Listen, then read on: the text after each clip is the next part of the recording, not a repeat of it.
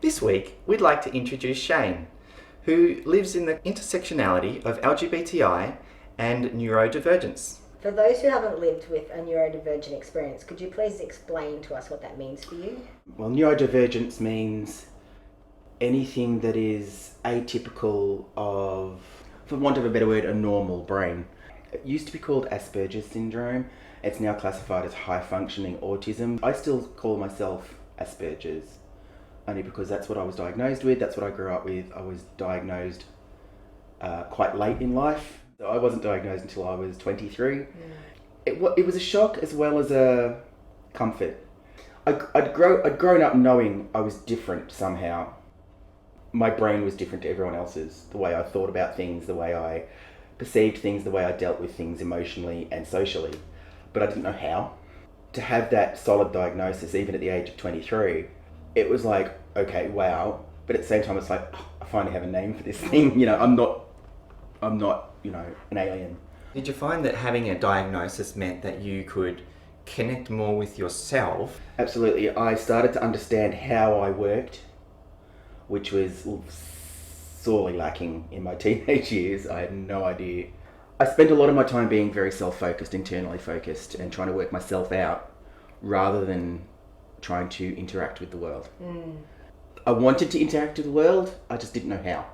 So that must have felt very lonely. Being on the spectrum is very isolating, socially as well as mentally.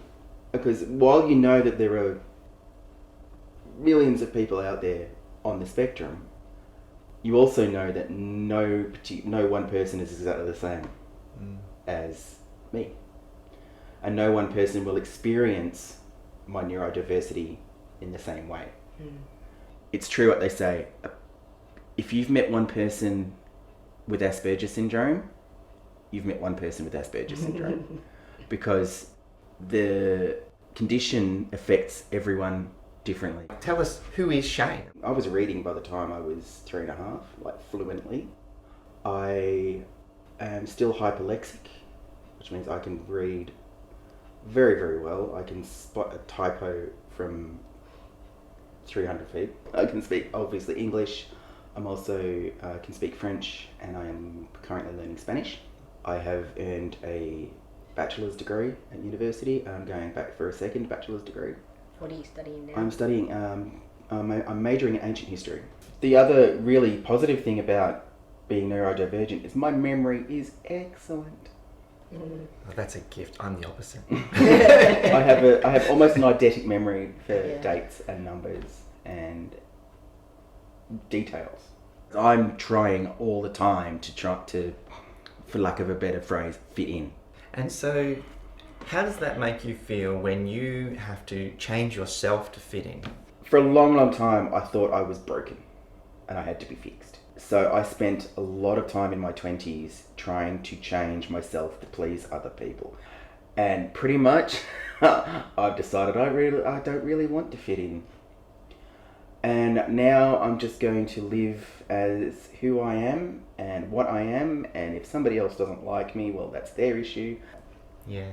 You know, I'm done. Good. Yeah, I'm done. That's not going to be happening anymore. And I'll tell you what, since I've come to that conclusion, I've been attracting more friendships and more people to my personality, I guess. Asperger's people, or autistic people in general, are not weird. We're not that different to everyone else. Just our brains are wired differently, and that's not necessarily a bad thing. The best way that I can explain an autism spectrum disorder to a neurotypical person is, you know, when you're watching television, you can watch what they're doing, you can hear them talking, you can see them having a good time, whatever they're doing, and you can interact with them from a distance, but you can't join in because you're behind that glass.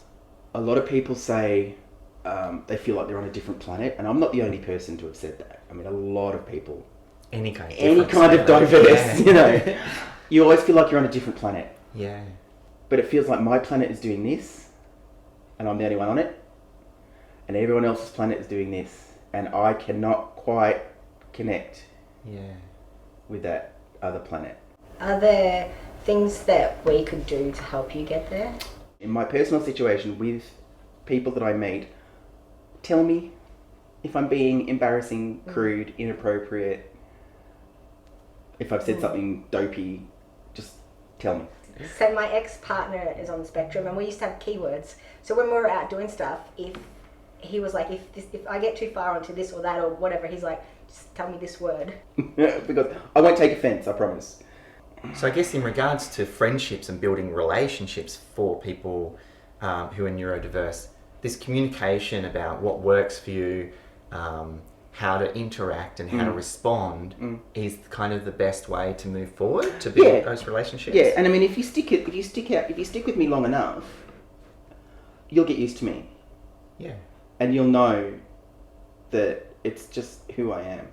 Yeah, I think difference is a gift. Well, exactly. I don't see my Asperger's as a burden. As much as I've written about how difficult it is for me, this is who I am, and it's made me unique, and it's given me a very unique perspective on how this world works. If you've got an opportunity, please make friends with a neurodivergent person, because they will open up doors to you that you've never thought of before, I can guarantee it. So how do these experiences we've been talking about make you feel? What upsets me the most is sometimes how the media portrays people, specifically with Asperger's syndrome. Do you think the media is getting better at representing neurodiverse? No, I don't. Perpetuating the stereotype is just not doing us any favours. And somebody who is neurotypical playing somebody who's neurodiverse. Who's neurodivergent, again. I mean, we are very fortunate in the trans community that finally the media are starting to recognise that there's a need to cast trans people as trans characters. Exactly. Just because we're neurodiverse doesn't mean we can't do it. In fact, we could probably do it better than any neurotypical actor. So like, we'll finally see someone who's like us. From what you were saying about everybody being so different and experiencing things so differently, I was thinking, even if someone's like, here's some research on what it is to be neurodiverse, it's not necessarily going to apply to you because there's so much variant in every single person. My interpretation of something is miles apart from anyone else's, including another Aspie. It's very complicated being on the spectrum. And I have a very complicated brain. I was wondering whether there was an example that you could recall about something that's happened in your life that was specifically linked to your neurodivergence, that you would think, yeah, gee, I'm glad I'm neurodivergent. This may not have happened if I wasn't. But my first degree, I was doing a Bachelor of Arts in modern history. And it was a topic that a lot of people knew about.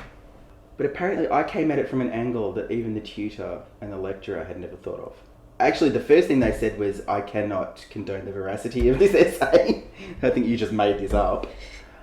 But when they did their research, they found that I did make some good points, and they'd never thought of that before, and now they are now teaching their current students to look at things differently. And I thought, if I was neurotypical, I would never have done that.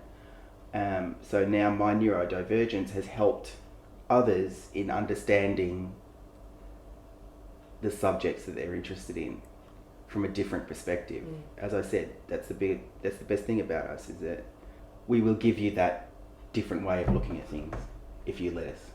That's awesome. What a great example. Thank you. So, make friends with an Asperger's person or a neurodiverse person, because we're a lot of fun for a start. As I said, we'll open doors for you that you would never previously have thought of opening. We can give you new perspectives on things that you wouldn't have thought of yourself because we think so differently. And don't listen to everything you hear in the media or see in the media about us. I prefer to think of us in really good company with some of the most brilliant minds in history. We will, and we probably can enrich your lives if you get to know us. Just make the effort. Don't fall into the stereotypical trap. That's all I've got to say. So we just wanted to say a big thank you to having Shane on the show tonight, and we've got just a little something to give you to say thank you. It's been really interesting, and we hope that you being able to share your experiences with everyone will impact the community positively. I hope so too, just to show that we're not scary. Not at all. There you go, Shane. Thank you very Thank much. you so much for guys. coming in. Very much appreciated, and thank you for the opportunity.